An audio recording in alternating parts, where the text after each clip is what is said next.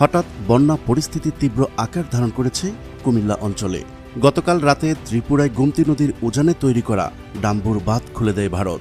এরপর থেকেই গোমতী নদীর পানি ফুলে ফেঁপে ওঠে আর ভেসে যায় গোটা কুমিল্লা। এতে কয়েক হাজার হেক্টর এলাকার ফসলি জমি পানিতে তলিয়ে গেছে। গত ৩০ বছরের মধ্যে এত পানি দেখেনি কুমিল্লাবাসী। কিন্তু হঠাৎ করেই কেন বাঁধ খুলে দিল ভারত, তা জানাবো আমাদের সহকর্মী আতিকের ভিডিও চিত্রে। চলুন শুরু করা যাক। বিবিসি বাংলার এক প্রতিবেদন থেকে জানা যায়, বন্যা পরিস্থিতির অবনতি হয়েছে ভারতের ত্রিপুরা রাজ্যে। বন্যায় সেখানে এখন পর্যন্ত ৭ জনের মৃত্যুর খবর নিশ্চিত করেছে সেখানকার বিপর্যয় মোকাবেলা দপ্তর। এমন পরিস্থিতিতে ভারতের ত্রিপুরার ডাম্বুর হাইড্রো ইলেকট্রিক পাওয়ার প্রজেক্ট বা ডম্বুর গেট খুলে দিয়েছে ভারত। ফলে গোমতী নদীর পানি কুমিল্লার দেবিদ্বার, মুরাদনগর এবং দাউদকান্দি দিয়ে গোটা বাংলাদেশে প্রবেশ করছে।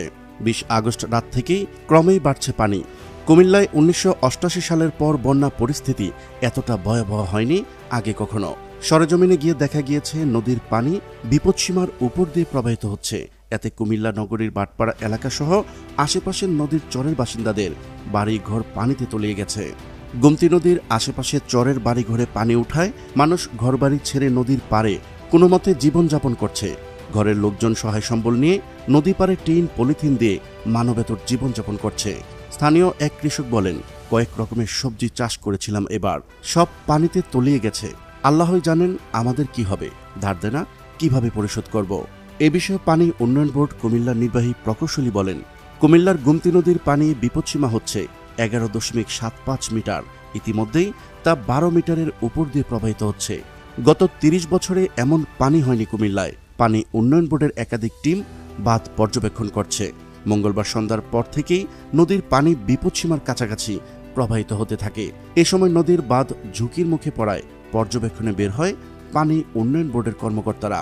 এ সময় তারা কামারখাড়া ও বাবুবাজার এলাকাবাসীর কাছে বাঁধে ফাটলের খবর পেলে সেখানে ফাটল রোধে বালুর বস্তা দিয়ে মেরামত করার চেষ্টা করছেন।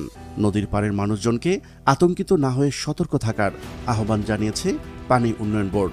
অন্যদিকে নদীর চরাঞ্চলের মানুষদের নিরাপদ স্থানে সরিয়ে নিতে কাজ করছে স্থানীয় প্রশাসন।